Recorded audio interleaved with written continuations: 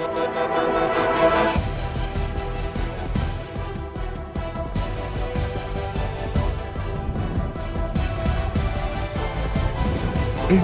Voice, आपकी सोच, आपकी आवाज। नमस्कार, खबर इंडिया वॉइस में आप सभी का स्वागत है। मैं हूं आपके साथ प्रज्ञा मिश्रा। बुलेटिन की शुरुआत करेंगे बड़ी और अहम खबर के साथ। तो सबसे पहले बात कर लेते हैं अहमदाबाद से जुड़ी इस वक्त की बड़ी खबर। आपको बता दें, वेजलपुर जाइट्स स्कूल में बम की धमकी मिली है। अहमदाबाद के कई स्कूलों में आज धमकी भरा मेल आया है। आपको बता दें, छात्रों को तुरंत स्कूल से बाहर निकाल दिया गया है। पुलिस और दमकल विभाग जो है वो मौके पर पहुंचे हैं। एसओजी और बम निरोधक दस्ते जो हैं वो तैनात कर दिए गए हैं। अल्टीमेटम जो है वो दोपहर 1:30 बजे का दिया गया है। सुरक्षा के लिए स्कूल परिसर पूरी तरह से खाली करा दिया गया है। तो अहमदाबाद से जुड़ी इस वक्त की बड़ी खबर आपको बता दें, वेजलपुर क्षेत्र के जीवराज पार्क में स्थित जाइट्स स्कूल को बम से धमकी भरा ईमेल मिलने के बाद सुरक्षा बल सक्रिय हो गया है। आपको बता दें, करीब 10 बजे पुलिस को सूचना दी गई थी, जिसके बाद दमकल विभाग, एसओजी और बम निरोधक दस्ते जो है वो तुरंत मौके पर पहुंचे। छात्रों को तत्काल सुरक्षित रूप से बाहर निकाल लिया गया है और परिसर को खाली करा दिया गया है। आपको बता दें, धमकी में अल्टीमेटम जो है दोपहर 1:30 बजे का दिया गया था। इसके अलावा शहर के कई अन्य स्कूल जैसे कि जेबर school, Maharaja Agrasen school, DAV international, निर्माण स्कूल, डिवाइड स्कूल, आविष्कार स्कूल जैसे कई स्कूलों में ईमेल के जरिए चेतावनी मिली है। पुलिस और प्रशासन पूरे मामले की जांच कर रही है। आपको बता दें, परिसर की सुरक्षा जो है वो बढ़ा दी गई है। इसके साथ ही छात्रों और स्टाफ की सुरक्षा सर्वोपरि रखी जा रही है। धमकी के स्रोत का भी पता लगाने का पूरा प्रयास किया जा रहा है। तो ये बड़ी जानकारी, बड़ी अपडेट आपको हम बता दें, अहमदाबाद के कई स्कूलों में बम से उड़ाने की धमकी भरा ईमेल जो है वो स्कूलों को आया है, जिसके बाद से पुलिस प्रशासन जो है पूरी तरह से एक्शन मोड में है। वही इस खबर पर विस्तार से जानकारी देने के लिए हमारे साथ राहुल पांडे जो है वो जुड़ चुके हैं। राहुल, किन किन स्कूलों में ये बम से उड़ाने की धमकी मिली है और क्या कुछ सुरक्षा बलों के द्वारा किया जा रहा है वहां पे? जी बिल्कुल, जिस तरह से अहमदाबाद के स्कूलों में जो ईमेल आया है, कुल 8 स्कूलों को ये मेल आया है और सूत्रों के मुताबिक ये जो बताया जा रहा है, इस मेल के पीछे लॉरेंस बिश्नोई के द्वारा ये स्कूल बताई जा रही है। और खास करके ये जो लोकसभा क्षेत्र है वो देश के गृह मंत्री अमित शाह के ये लोकसभा क्षेत्र में तमाम स्कूलों आई हुई हैं। कहीं ना कहीं ये जो लॉरेंस बिश्नोई है, कहीं ना कहीं जो अमित शाह का जो क्षेत्र है, उनके जो अधीन में जो स्कूलें हैं, उनके क्षेत्र के स्कूलों को कहीं ना कहीं निशाना बनाया गया है। और ये सुबह 10 बजे सभी स्कूलों में ये मेल गया है और अल्टीमेटम 1:30 बजे का जिस तरह से बताया जा रहा है। अब से कुछ ही देर में जो जोन 1 के जो यहाँ पे हैं वो अधिकारी, वो अहमदाबाद इंटरनेशनल स्कूल में 12:15 पे ब्रीफिंग करेंगे।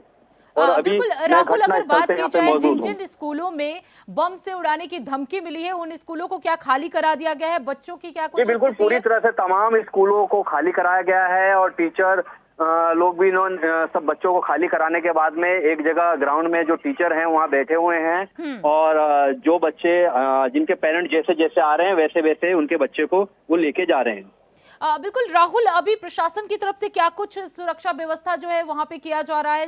बिल्कुल, प्रशासन की तरफ से पूरा 4 चौबंद यहाँ पे चुस्त बंदोबस्त कर दिया गया है। पुलिस की गाड़ी, बीडीएस जो बॉम्ब स्क्वाड दस्ता है, और यहाँ पे 4 से 5 दमकल की गाड़ियां आ चुकी हैं, एम्बुलेंस है, तमाम तरह की प्रिकॉशन जो है वो ले ली गई हैं। और कहीं ना कहीं प्रशासन इस मेल को ध्यान में लेते, संज्ञान में लेते हुए कहीं ना कहीं एक्शन मोड में है।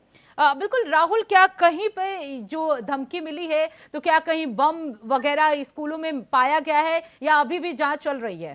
जी अभी जांच चल रही है, अभी ये जांच का विषय है और अभी तमाम जो सुरक्षा कर्मी हैं और बम जो दस्ता है वो टीम अभी यहाँ पे पहुंच के सब सुरक्षाएं जांच चल रही हैं अभी अंदर। अभी कहीं से भी हमको जानकारी कोई नहीं मिली। जी बहुत बहुत धन्यवाद राहुल, इस खबर पे विस्तार से जानकारी देने के लिए।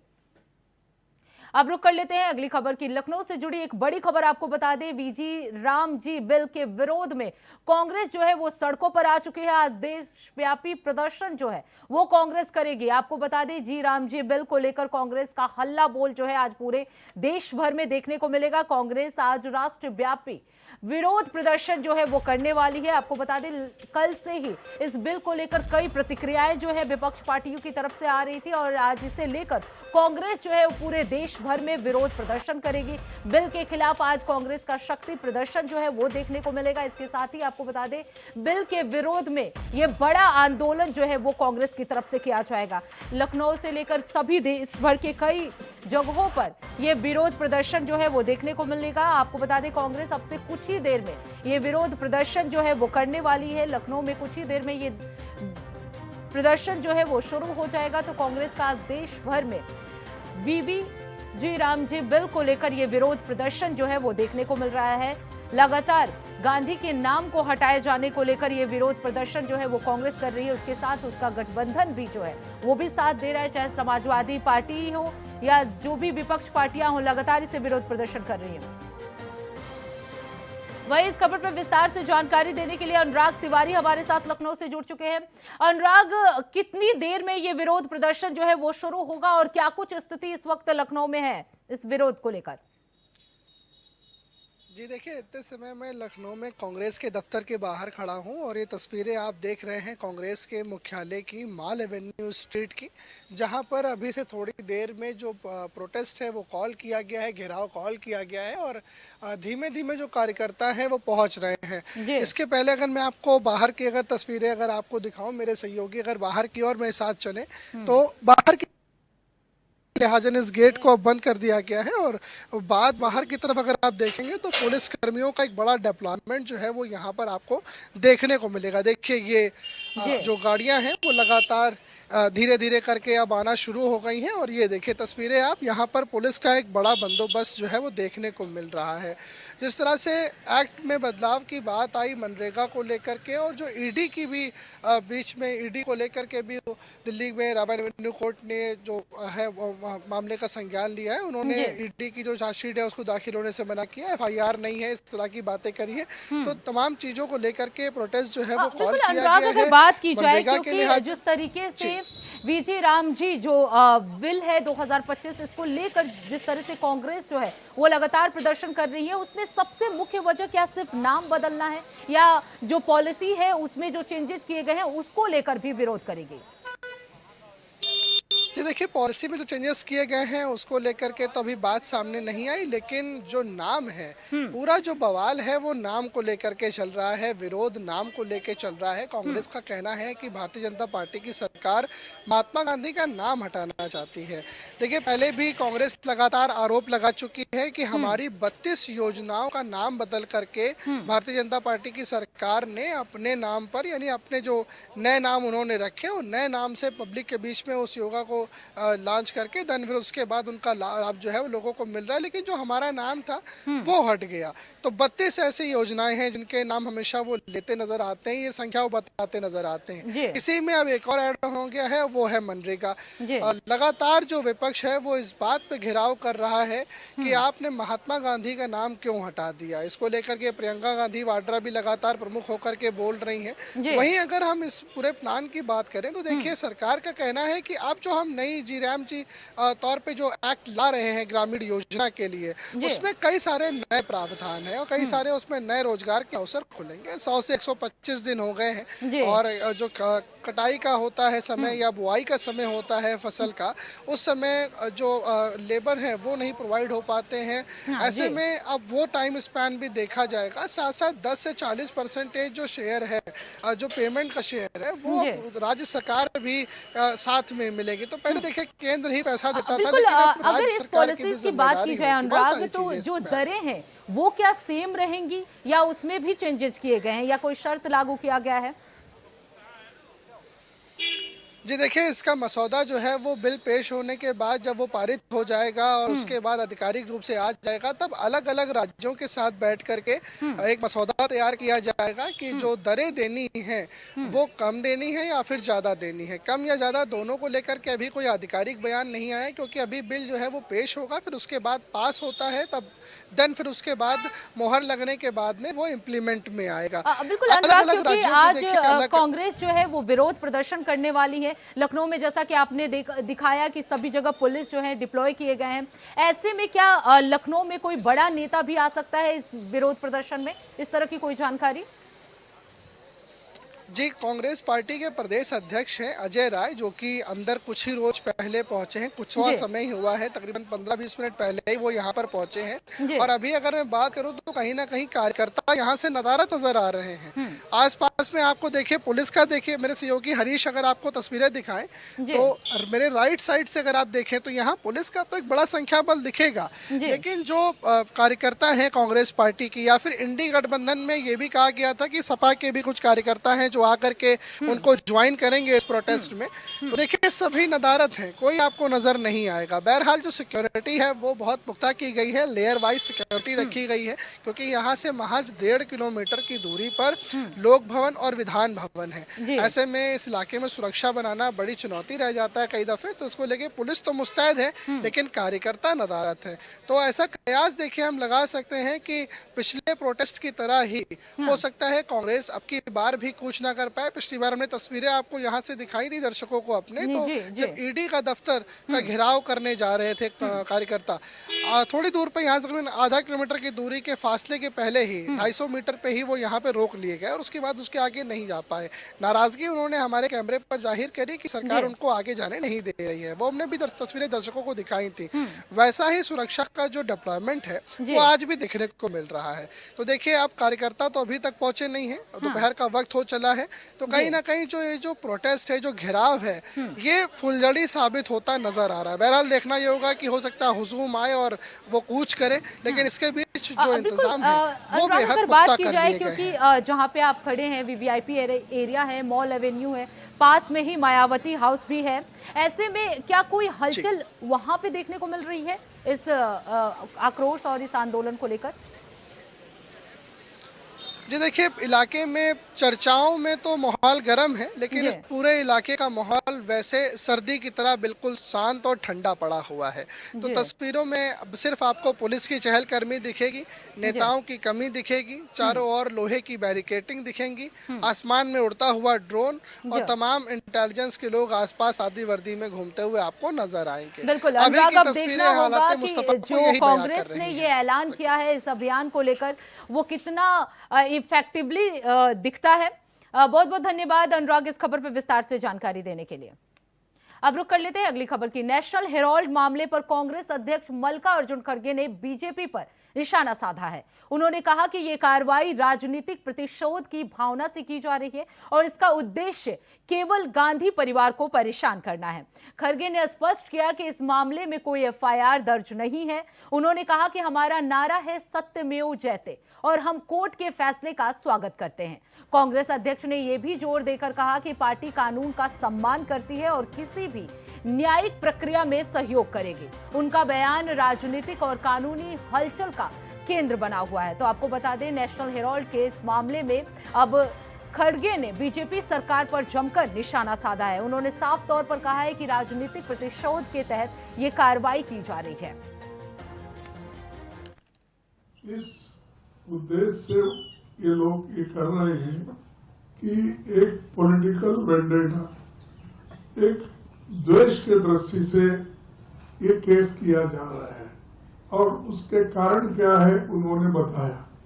अब ये पेपर आज का नहीं, 1938 में फ्रीडम फाइटर्स ने एक पेपर को एस्टैब्लिश किया कि आजादी दिलाने के लिए, लेकिन ये लोग आज मनी लैंडिंग, सीबीआई ऐसे एजेंसीज को उपयोग करके हमारे कांग्रेस नेताओं को बदनाम कर रहे हैं। खासकर गांधी फैमिली को उन्होंने सताने के लिए ही ये केस डाला है, नहीं तो इसमें कुछ नहीं है। और कोई एफआईआर नहीं है। कोई प्राइवेट पर्सन एफआईआर डालता है, उसके ऊपर एक कार्रवाई करते हैं। और आज इस दृष्टि से कहा जाएगा कि जो चीज में कोई दम नहीं है उसमें दम भरने की कोशिश करके हर एक को हरासमेंट कर रहे हैं। हमारे बहुत से कांग्रेस पार्टी के नेता और सभी बड़े बड़े लोग जो आज उनके सिंपैथाइजर नहीं है, ऐसे 50 लोगों को ऐसे ईडी का केस डालकर सता और अपना पॉलिटिकली उसको उपयोग करने के लिए कहीं उन्होंने ये ईडी और मनी लॉन्ड्रिंग का केस डाल के उन्होंने कई एमपीज को अपने तरफ लिया, कई राज्यसभा मेंबर्स को लिया, कई जगह सरकारें बनाई। ये सारी चीजें वो किए हैं और आज फैसला न्याय के सत्य में वो जयते हमारा एक ये है स्लोगन, उसके तहत आज ये आया है। तो ये जजमेंट को हम वेलकम करते हैं और न्याय सदा हमेशा की जो सत्य की हमेशा जीत होती। इसीलिए मैं इस जजमेंट का स्वागत करता हूं। जो इसके लिए मेहनत करे हमारे लोग, उनको भी मैं अभिनंदन। अब रुक कर लेते हैं अगली खबर की। खबर सीतापुर से है, जहां एक युवक की गोली मारकर हत्या करने वाले 2 आरोपियों को पुलिस ने गिरफ्तार कर लिया है। युवक दुकान बंद करके घर जा रहा था, तभी आरोपियों ने रंजिश के चलते गोली मार दी थी। घायल युवक को तुरंत अस्पताल में भर्ती कराया गया, लेकिन इलाज के दौरान उसकी मौत हो गई। परिजनों ने पुलिस को सूचना दी है, जिसके चलते पुलिस ने कार्रवाई करते हुए इन दोनों आरोपियों को पकड़ लिया है।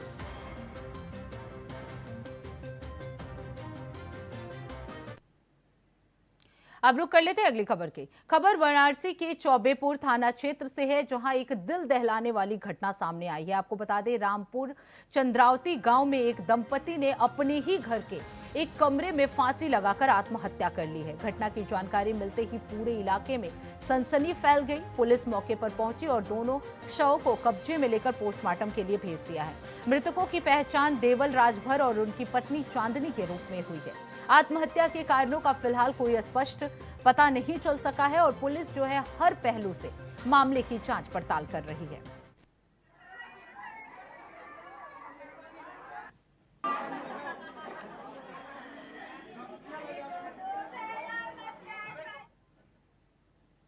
अब रुक कर लेते हैं अगली खबर की। खबर चंदौली से है, जहां सैयद राजा थाना क्षेत्र के दुधारू गांव में चोरी के दौरान 17 वर्षीय किशोर की गोली मारकर हत्या करने वाले शातिर अपराधी से पुलिस की मुठभेड़ हो गई है। मंगलवार को पुलिस अभिरक्षा से भागने की कोशिश के दौरान आरोपी ने पुलिस पर फायरिंग कर दी, जिसके जवाब में पुलिस की कार्रवाई में आरोपी के दाहिने पैर में गोली लग गई। मुठभेड़ के दौरान सदर कोतवाल का वाहन क्षतिग्रस्त हुआ है, जबकि कुछ पुलिसकर्मियों के घायल होने की भी सूचना है। घायल आरोपी को इलाज के लिए जिला अस्पताल में भर्ती कराया गया है। वहीं पुलिस जो है पूरे मामले में अग्रिम विधिक कार्रवाई में जुटी हुई है।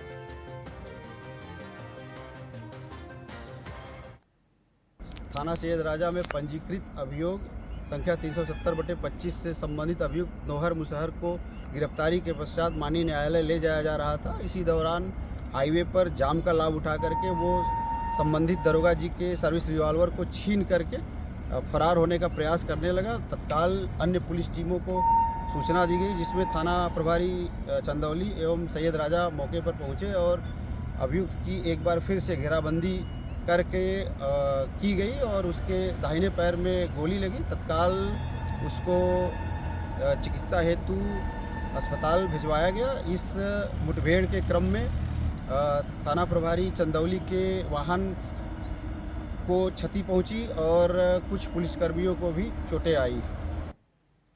अब रुक कर लेते हैं अगली खबर की। लखनऊ में आयोजित एक विशेष समारोह के दौरान पुस्तक गतिमान उत्तर प्रदेश योगी सरकार के बेमिसाल 8 साल का लोकार्पण किया गया। इस कार्यक्रम में सरकार की बीते 8 वर्षों की उपलब्धियों, विकास कार्यों और नीतिगत फैसलों को पुस्तक के माध्यम से प्रस्तुत किया गया। आपको बता दें, लोकार्पण समारोह में कई गणमान्य अतिथियों की उपस्थिति रही, जिन्होंने पुस्तक को उत्तर प्रदेश के विकास यात्रा का महत्वपूर्ण दस्तावेज बताया। कार्यक्रम के दौरान योगी सरकार के कार्यकाल में हुए बदलाव और प्रदेश की प्रगति पर भी विस्तार से चर्चा की गई। तो आपको बता दें, विशेष समारोह में ये पुस्तक विमोचन किया गया। उत्तर प्रदेश सरकार के 8 साल की उपलब्धियों का दस्तावेज जो है इस पुस्तक में बयां किया।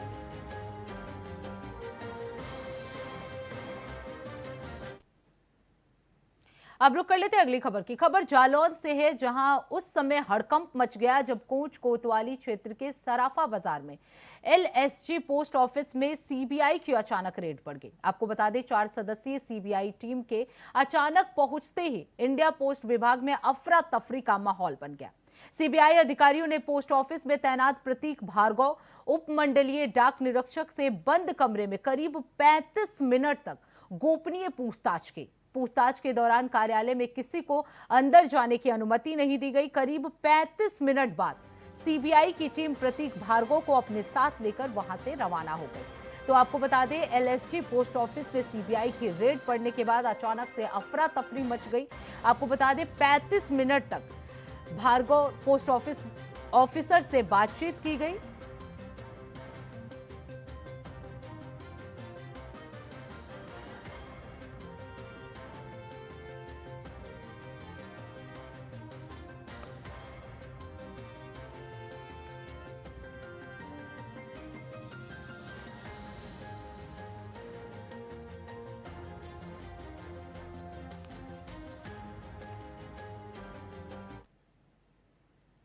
अब रुक कर लेते हैं अगली खबर की।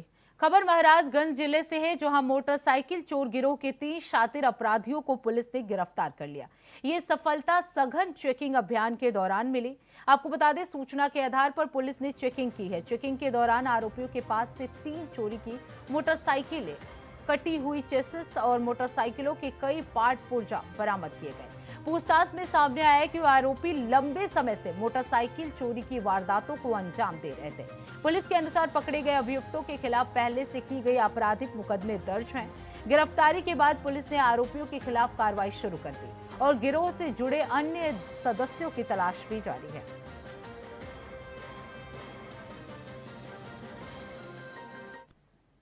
शिक्षक श्री सोमेंद्र मीणा सर के कुशल नेतृत्व एवं निर्देशन में अपराध एवं अपराधियों के विरुद्ध चलाए जा रहे अभियान के क्रम में थाना बृजमनगंज एवं एसओजी टीम द्वारा 3 अंतर जनपदीय वाहन चोरों को गिरफ्तार किया गया है, जिनसे 3 मोटरसाइकिलें तथा उनके 4 मोटरसाइकिलों के कटे पार्ट्स बरामद हुए हैं। इस अभियान के तहत 7 मुकदमों का अनावरण हुआ है। इन अपराधियों का लंबा आपराधिक इतिहास है। श्रीमान पुलिस अधीक्षक महोदय द्वारा इस सराहनीय कार्य हेतु 10,000 के इनाम की घोषणा भी की गई है।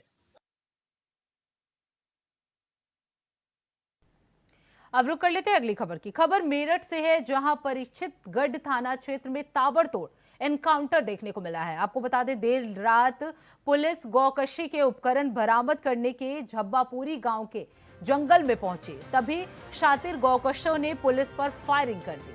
जवाबी कार्रवाई में पुलिस ने गोली चलाई, जिसमें रज्जाक और उस्मान के पैर में गोली लगी। मौके से गौकशी के उपकरण, 2 तमंचे, कारतूस जो है वो बरामद किए गए हैं। ये कार्रवाई मंगलवार को 7 गौकशों को गिरफ्तार करने के बाद की गई थी। आपको बता दें, गिरफ्तार आरोपियों की निशानदेही पर पुलिस उपकरण बरामद करने पहुंची थी। पुलिस ने अपराधियों के खिलाफ लगातार सख्त कार्रवाई जारी रखी है। थाना परीक्षितगढ़ के आसिफाबाद चौकी क्षेत्र के जब्बापुरी इलाके में गौकशी की सूचना एक घर में प्राप्त हुई। इसका तत्काल संज्ञान लेते हुए थाने पर मुकदमा पंजीकृत किया गया। वह मौके से 7 लोगों को हिरासत में लिया गया। वह लगभग 10 किलो मांस बरामद किया गया, जिसको लैब में परीक्षण हेतु भिजवाया गया है। इसमें इसी के क्रम में जब गौकशी के उपकरणों के हेतु बरामदगी के हेतु पासी के खेत में रजाक व उस्मान को ले जाया गया, तब वहां पर पहले से ही इनके द्वारा छिपाए गए शस्त्रों द्वारा पुलिस टीम पर फायर खोला गया। इसी की जवाबी कार्रवाई में पुलिस टीम के द्वारा भी इन पर फायर खोला गया, जिसमें रजाक व उस्मान को पैर में गोली लगी है। वह उपचार हेतु इनको अस्पताल में भर्ती कराया गया है। इसमें थाने पर अग्रिम विधिक कार्रवाई की जा रही है। तो इसी के साथ इस बुलेटिन में बस इतना ही। देश दुनिया की तमाम बड़ी खबरों के लिए देखते रहिए इंडिया वॉइस। तब तक के लिए नमस्कार।